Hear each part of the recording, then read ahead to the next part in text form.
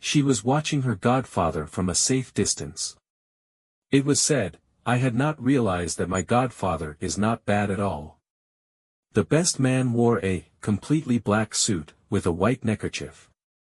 A hat like the one jazz musicians usually wear, and a bouquet of flowers in her right hand. The tears that fell from her eyes did not reach the ground, because they were held back by the beard that looked very good on him at his age. He approached where his godfather was and said, "Godfather, how sorry I am. I know how much you loved my godmother, and I witnessed the care he took of her while she was alive. I wish this wasn't happening and see it differently. But life is like that, today we are, tomorrow we don't know. My dear godfather, I know that I cannot ease your grief and pain. But I am here as a daughter for whatever you need. As soon as I found out, I rushed to come and be by his side to accompany him." The godfather hugged her and was lost in her tears. And stammering told her, "I wish this was a dream. Just yesterday we made plans to go on vacation for a long time. But look, she took an eternal vacation, where I cannot participate. Although I know that he is in a better place now, it hurts me to accept that he left." "I know," she said as she adjusted the best man's hat that was about to fall. She was wearing a black dress, which reached almost to the ankles of her feet, with a C-neck and long sleeves. Low-heeled navy blue ankle boots. She had done up a bun and was wearing square sunglasses as a headband. The guarantee that it carried was not so ostentatious, surely because of the occasion. Her leather bag the same color as her boots and her belt. "Godfather, cry all you want because here is my chest to hold you. Thank you, daughter, your presence is very helpful to me." She then told him, "Godfather, I think someone wants to talk to you," and I point out a gentleman who had been asking in signs for a while to tell the godfather. The godfather withdrew and she looked for a place to sit. In the background and with low volume, instrumental music was heard. Around the coffin were sitting friends and relatives of the godmother. A flower arrangement at its head, and two chandeliers that lit the window that revealed the face of the deceased. Several hours passed and in that she began to nod. Sleep began to dominate her, and even though she wanted to, she couldn't handle it. The godfather noticed and approached her to say, "Daughter, why don't you go and lie down for a moment? Come, I'll take you." He took her arm and walked her to her room, which was the only one that was unoccupied at that moment. Without taking anything off, she lay down on the bed and remained like a sound asleep stone. A good while passed, and then she was woken up by the noise that the godfather and a friend were making in the room. Looking to know what he heard that the friend asked him, "And who is she?" "She is my goddaughter, we were godparents at her marriage a few good years ago. She is very special to me apart from the fact that she is very pretty. I met her parents and we were very close, and they commissioned me a lot." "Good," the friend said as they left the room and closed the door.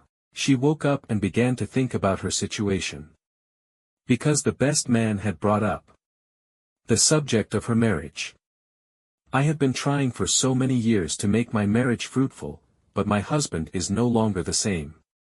Her husband had changed so much with her, because according to him, she had not been able to give him a child. He always reproached her that she was a woman, just for not having the anatomy of a man. Her husband's words resounded in her mind when he told her, "I'm going to have to find another woman to give me children." She loved her husband, and that led her to fear losing him, because there was no tape left. No matter how hard they tried, she couldn't give him offspring. That's when the godfather came in and saw her awake. "I'm sorry I didn't let you rest easy." "Don't worry, godfather, it's okay, I'm fine. Now with the hours that I rested I feel like new." "What time is it?" "It's barely dawn, said the godfather. It was then that the godfather approached her and said, "Let me take off her boots and make the pillow comfortable for you so you can rest better." "Don't bother, godfather, I can do it alone. Let me see you, it's a way of repaying how much you've helped me with all this I'm going through." He took off her boots and caressed her feet, she just felt and said nothing. Then he went to the closet and took out his wife's nightdress and told her, "Put this on, I know it's more comfortable." It was a pajama-style silk dress, slippery in his hands. She then said to him, "Godfather, is something wrong? Doesn't this seem strange to you?" "You're right," said the godfather. "It happens to me that I have wanted to be with you for a long time. It happens to me that you are the one who occupies my mind for a long time. It happens to me that my heart flutters and I collapse just by seeing you. That happens to me." She was stunned by such statements, and then she reacted and said to herself, "My husband no longer touches me, he rejects me and does not see me with eyes of love. It has me as the stumbling block to grow as a family. For him I'm just like an object. My godfather, although older than me, he is still very handsome. Godfather locks the door, turn off the light. And give me my pajamas here." The pajamas never touched the goddaughter's skin, it was the godfather's hands. That made the journey, and his lips got to know every corner of his body. They were both anxious because they knew that at any moment someone would come looking for the godfather. Her heart racing and reason lost, she let her godfather sink inside her like a ship in the sea. His howls were silent and his sweat was cold. It was as if he had left this world to go to the ideal world, where everyone has the right to love and be loved without any complications.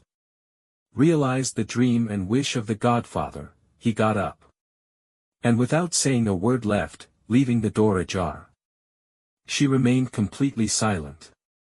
Without saying anything, she just kept experimenting and enjoying what she didn't enjoy with her husband.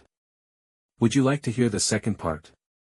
Let me know in the comments and don't forget to give me your thumbs up.